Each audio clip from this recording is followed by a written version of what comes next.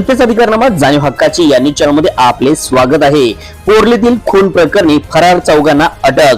पै पाहुण्यांनी कट रचून विकासचा केला खून। पन्हाळा तालुक्यातील पोरले तर्फ ठाणे येथील अनैतिक संबंधातून झालेल्या विकास पाटील यांच्या खून प्रकरणी संशयितांना पन्हाळा पोलीस आणि कोल्हापूर स्थानिक गुन्हे अन्वेषण पथकाने सोमवारी मध्यरात्री ताब्यात घेऊन अटक केली। तर कटात सामील असणारा पाचवा संशयित आरोपी पंढरीनाथ कांबळे हा अद्यापही फरारही असून पोलीस त्यांच्या मागावर आहेत। ही कारवाई पन्हाळा पोलीस आणि कोल्हापूर स्थानिक गुन्हे अन्वेषण यांच्या संयुक्त पथकाने 36 तासात केली। संशयित आरोपी मंगळवारी न्यायालयात हजर केले असता त्यांना 4 दिवसाची पोलीस कोठडी सुनावली आहे।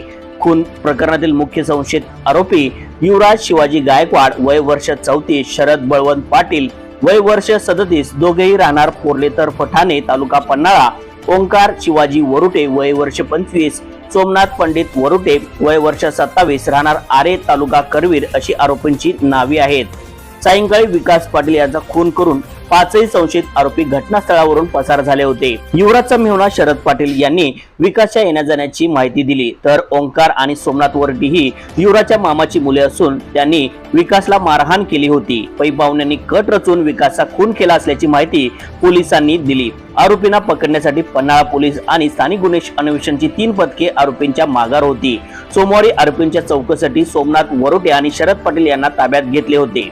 चौकशीतून हे दोघे जण खुनाच्या कटात सामील असल्याची बाब समोर आली।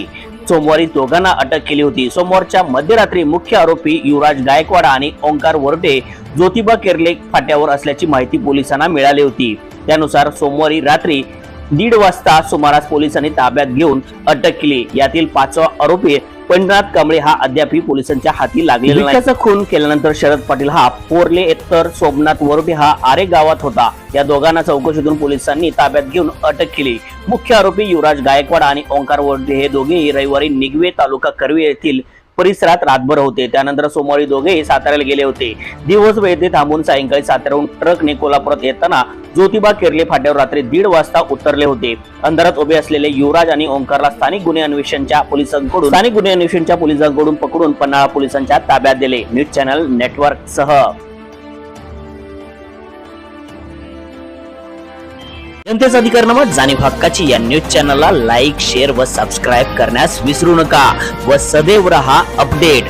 जाहिराती व बातमीसाठी आजच न्यूज चॅनलशी संपर्क साधावा। 80 87 820 897।